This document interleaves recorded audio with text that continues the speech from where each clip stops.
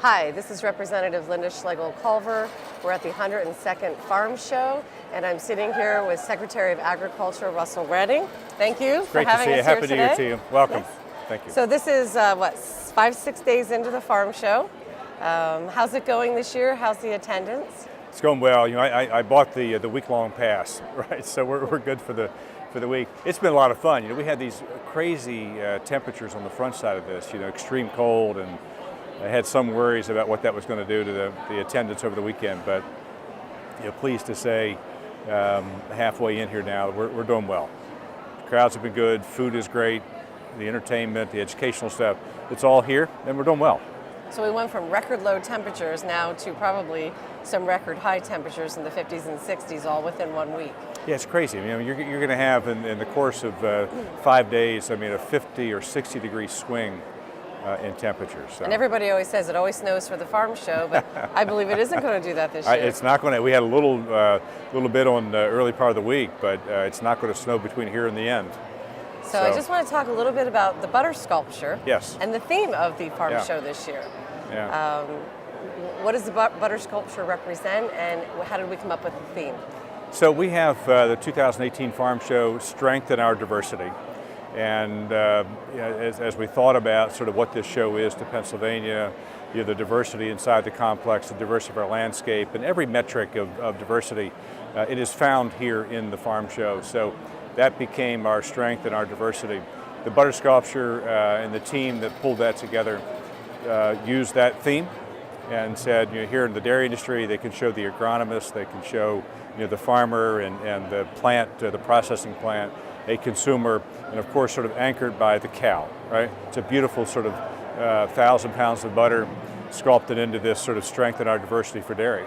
It amazes me every year. You think it can't get any better than this year, and every year it gets better and better. It's just amazing. Did a great job, and I pointed out, you know, if you look at enough dairy cows, the one that's in this butter case has all of the right type, right? The head is right, the body's right, the legs are right. It's beautiful, so it's nice.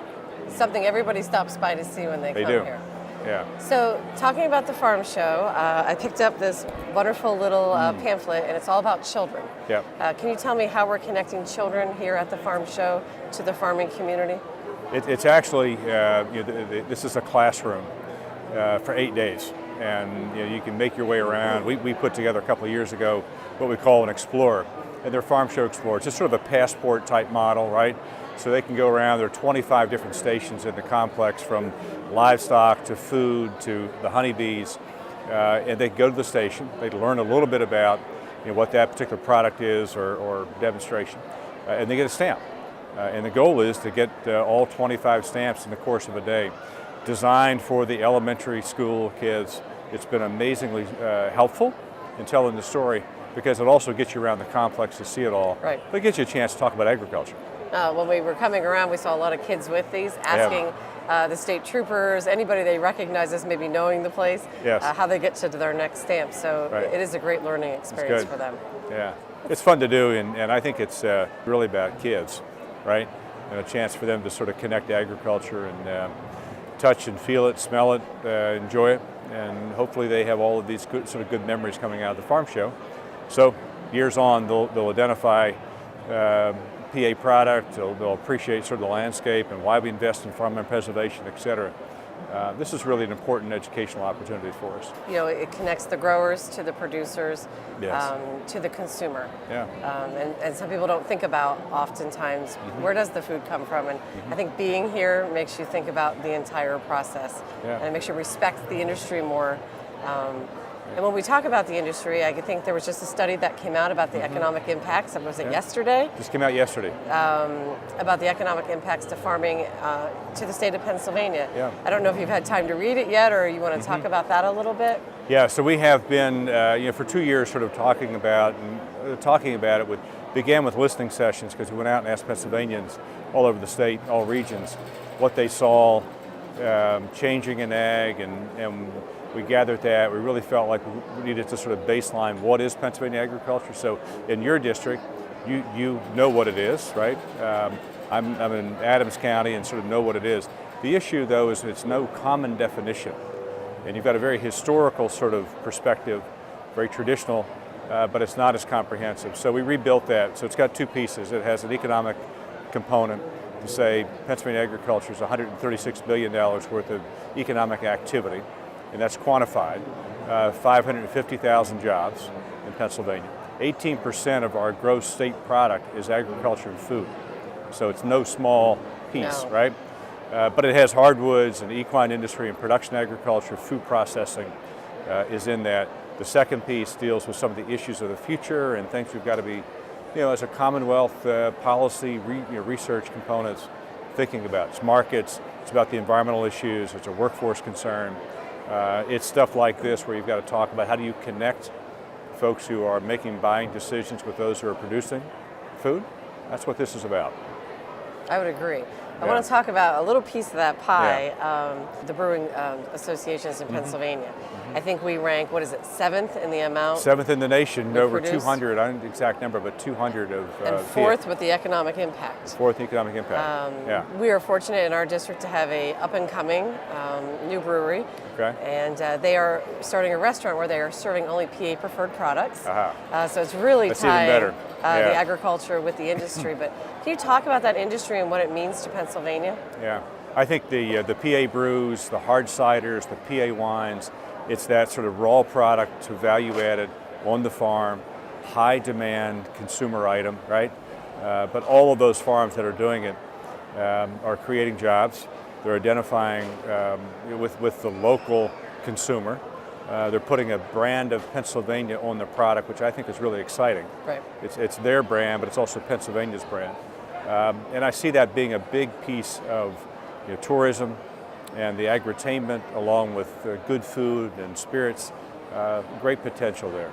And I hear people out when they're shopping, if they see the PA preferred sticker, they may not know exactly what it means, right? But they're like, all I know is this means it's something good right that here. I'm purchasing right here. Yeah, from Pennsylvania. So people are starting to recognize the PA preferred. Yeah. So I just want to talk quickly about two things that are going on that I know the Department of Agriculture is on top of. It's a chronic wasting disease with the deer population.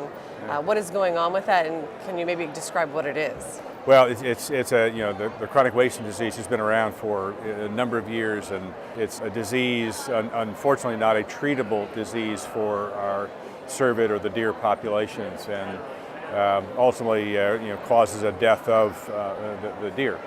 The problem is we don't know exactly where it is, right? So this last hunting season, a lot of testing done by Penn State and University of Pennsylvania Vet School and the Department of Agriculture identified that. Unfortunately, we had a couple positive CWD deer, and so our challenge now is to sort of, continue to sort of contain it. Right. We need to contain it somehow. The problem is you've got all these deer. You've got wild deer, and you've got these domesticated deer that are captive. So we're working with both Game Commission, Department of Ag. It is a problem. We're still continuing to research. We're hopeful that the research at some point gives us a solution. Other than simply the death of that deer, but we continue to work at it. Yeah. Just looking to the future of ag, if we can quickly touch on before we wrap this up on the hemp industry, how it's moving along and what you see for the future of that industry. Well, we're excited in 2018 to be able to expand the program based on the lessons we had in last year, which was the first time in 70 years that industrial hemp was actually grown in Pennsylvania. It's amazing. I say it every day, what would happen if the corn plant or the soybean plant, for 70 years you just sort of said nothing, right? You did nothing. Where would we be? Right. And say, oh, that's exactly where we are with industrial hemp. There's been no research here, there's been no sort of manufacturing capacity. But to say we're pleased to have a lot of good momentum coming out of 2017. We've changed the program requirements to allow up to 100 acres for each of the permit holders. We're hoping to get 50 permit holders. That'll give us 5,000 acres. What we have been told is you need between 3,000 and 5,000 acres to sort of attract the manufacturing side of this. Okay. So that's what we've been told. But of course, we have no history with that either, right? But we're hopeful. I've been excited about it. I mean, I have met some amazing people doing it as part of their agricultural enterprise. Others are complete neophytes, right, who just want to be in this conversation about agriculture. They really like the grow hemp. It's on the cattle feed, it's the fiber, It's the oils that come from it. So I think it's got great potential. And when you talk to people who are involved in the industry, I think they quoted there's 30,000 different uses for hemp. Right. And many yet to be unknown. So it's kind of an exciting time that Pennsylvania's on the ground with this and moving forward. It's a great time. So we have each of our permit holders this past year are part of an exhibit here at the farm show just right behind us.